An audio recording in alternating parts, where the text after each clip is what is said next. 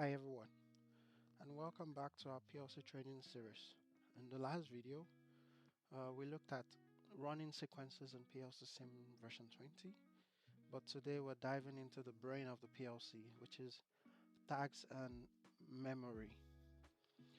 You might have seen some PLC code, if you have, and you're confused about addresses like IO, DB1, X1, something like this.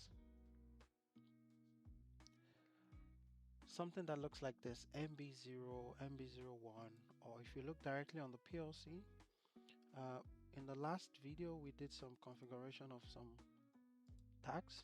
I'll show you directly now. They're actually showing on the PLC now. So we actually configured some tags on the PLC in our previous video, but I did that quickly just to show you.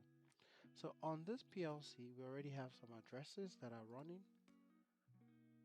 and we already configured them into a tag table, which we call the training tag table, which sits here.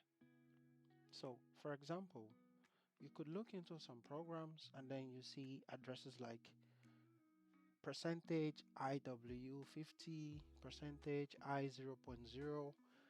These are quite hard to understand, but by the end of this video you should have some more understanding about tags and what's the best way to work with them. So usually on PLCs you have some standard namings that come with addresses. Addresses are the points of connection to the PLC, or the points that you use in the PLC for programming. What do I mean by that? Basically, when you have connections to the PLC, then you have input addresses. When you have connections going outside of the PLC, then you have output addresses. By standard, using the IEC 61131-3, you have them as I input, O or Q as output. And when you see this percentage beside the addresses, these mean they are global. Global means these are addresses that you can use anywhere in the program. Usually they come with the specific hardwares. On the PLC here, we have digital input channels, we have digital output channels. In our earlier video, we already did configuration of the input and output. We already created some tags, and you see we named them, for example, the input tags, the input addresses, we named them room switch, motor start, motor stop. They are actually visible on the PLC itself. So usually, physically, you're supposed to print these labels and stick it on the PLC so that whoever would work, any electrician, operator, can directly know what these indicators mean. This is what the programmer has programmed in the PLC. So if you stand in front of the PLC when it's running, you can directly see the indicator. If this indicator is on, then you know that the room switch is on. If the motor start is on, then you know the motor start is on. If this is on, then you know the motor coil is on. Basically like that. So today I want to show how you can configure tags and the best ways by which you can do that. Usually when you configure on hardware, you have a default tag table which sits in the folder PLC tags. On this default tag table, you would have the standard tags that generally come with based on your configuration. If you remember, in the PLC we enabled some memory clock bytes. Let me quickly show you that. We enable some memory clock bytes when we configure the PLC.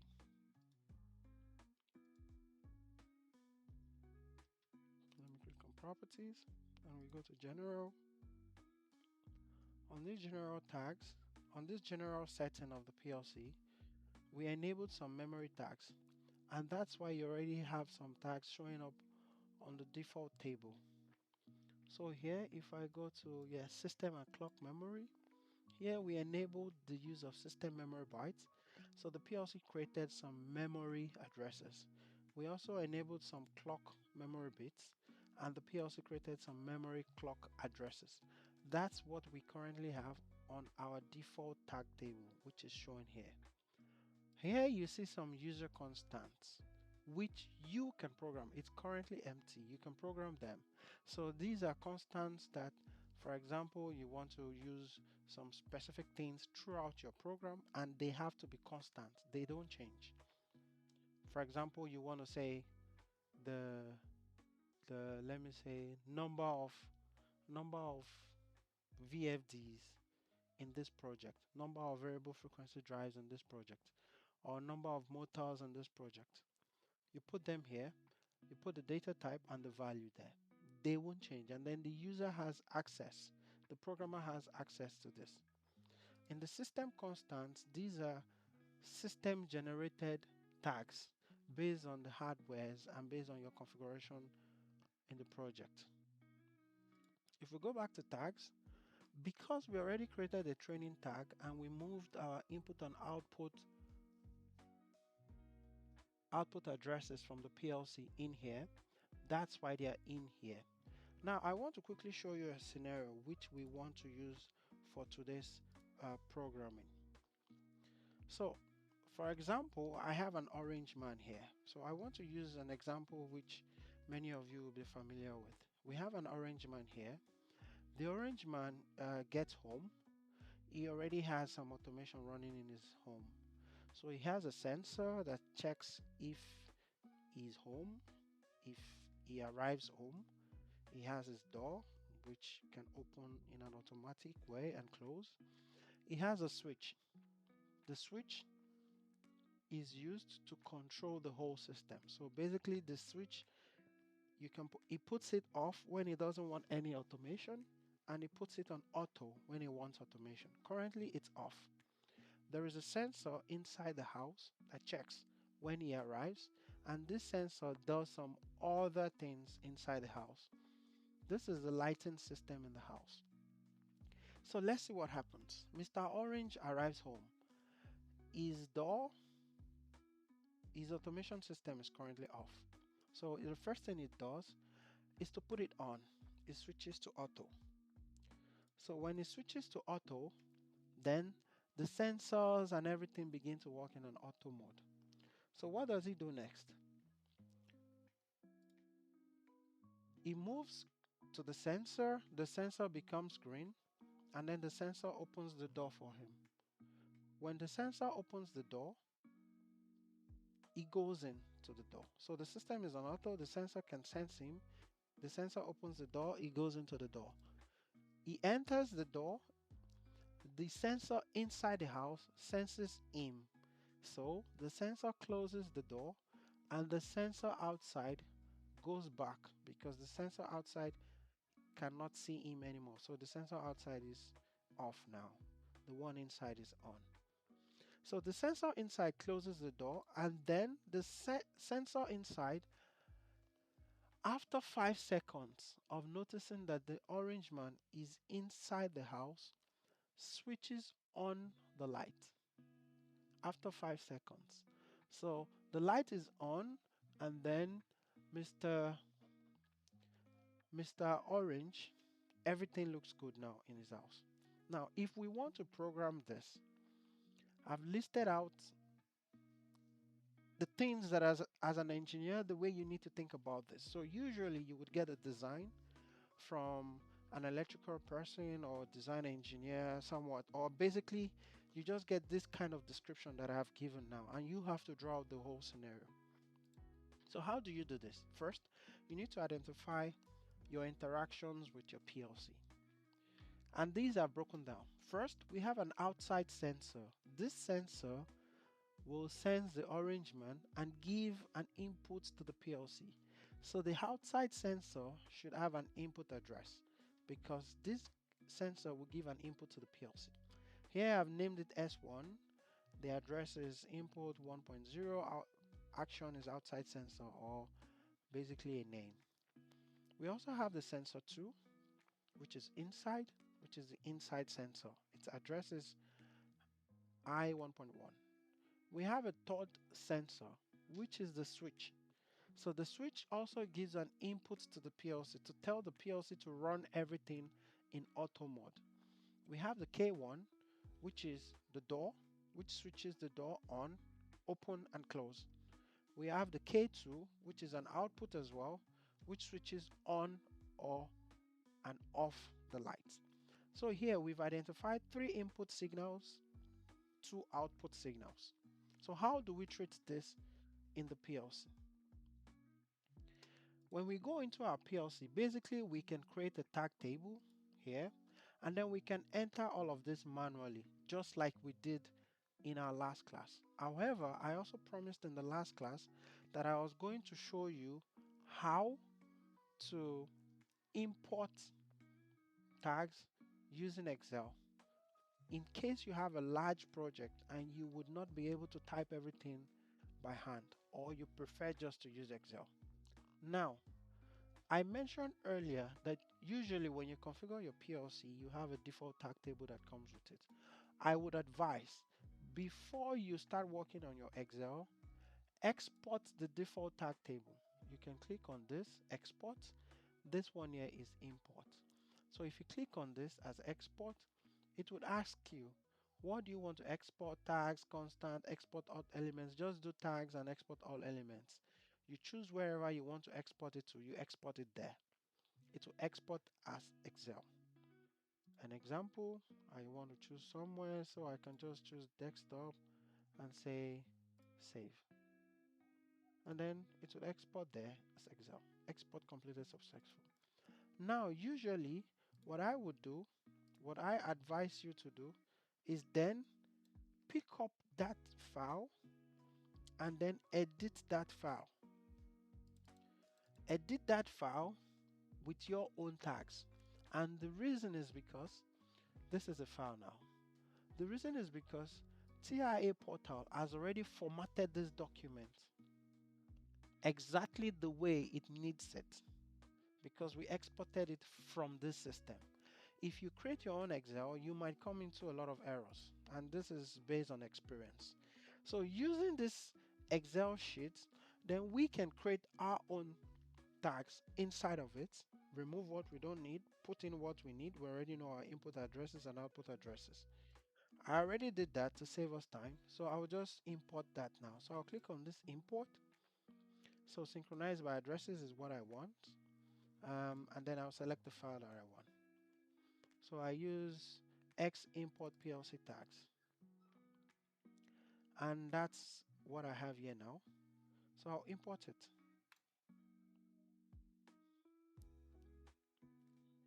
So import completed successfully. The reason is because I used the file that was exported from here. So I click on OK, and then look at here, it's created this tag table which I named remote station. So what the signals that we identified earlier, they're now in here, basically fine. The addresses I chose are addresses from the remote station. So if we go into our device configuration, our hardware configuration, and we go into our network view,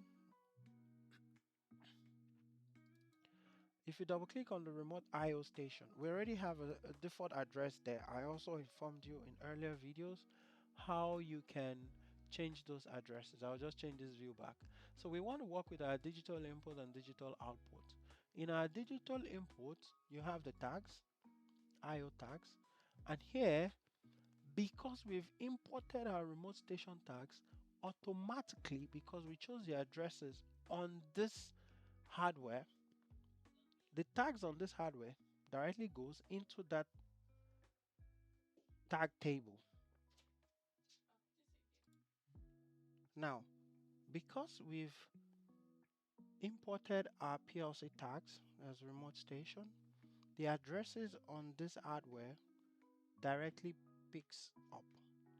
goes into the tag table. You can see these addresses that we already set up on our remote station IO tag table.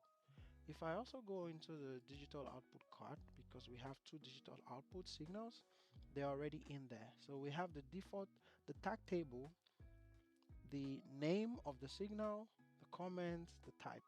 Now, if we go into our remote station IO tags, you can already see it as I mentioned earlier. When you see this percentage beside an address, it means it's a global address. It means this address cannot exist twice inside this project. It has to be unique because this address can be used anywhere on the PLC. And that's why you cannot set the same address to two different hardwares. You get an error. So with this tag table now, we can compile, we can download to our PLC, we can monitor. Currently, we've not done any programming on this, right? But we can already download, we can monitor consistent download. I have the PLC simulation running, which is this. So I have the PLC simulation running, and that's why I'm able to download. Now it's downloaded. If I click on this, I can monitor.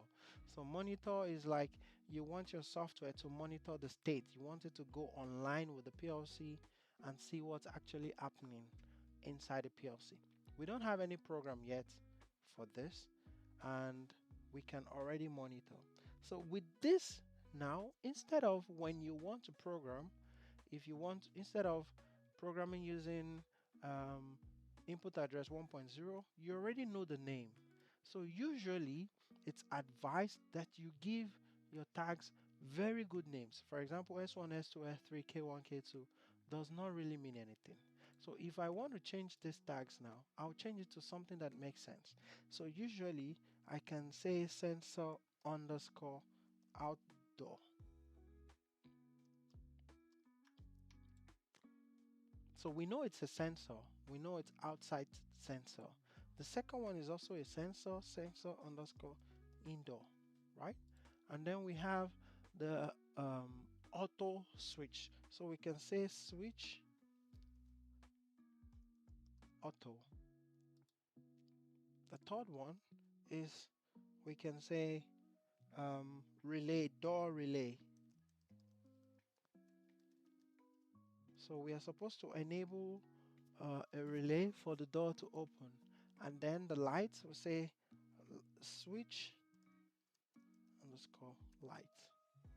So these are some very good naming conventions, because in your program, when you start to program, let me do an example here. For example, I'll just quickly, for example, I'll create a normally open and a call, right? So basically, we want indoor switch. So instead of typing percentage inputs, you understand? I already know the name. So I'll just click on this and just type indoor underscore switch. So this doesn't work. Normally, if you click on this, then you should have your whole, oh, I know why, which is a very good example. Let me delete this. Okay, so currently we're online, right? And because of the tag that we created, you can already see some discrepancies between what we have offline and what is on the PLC. The program is already telling us, dude, there are some problems here. You're online, but you've changed some things, because we changed some things on the tag table. So we need to compile this and download it on the PLC. So first, let me just go offline. Let me go offline first. So I'll click on the PLC.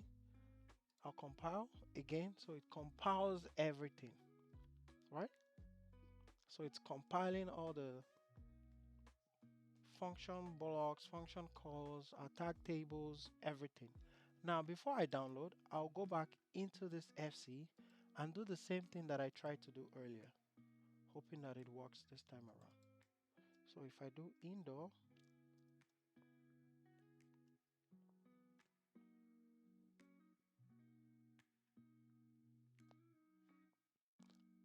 sensor indoor. Yeah. So it directly brings that list out, because it makes it easier for us.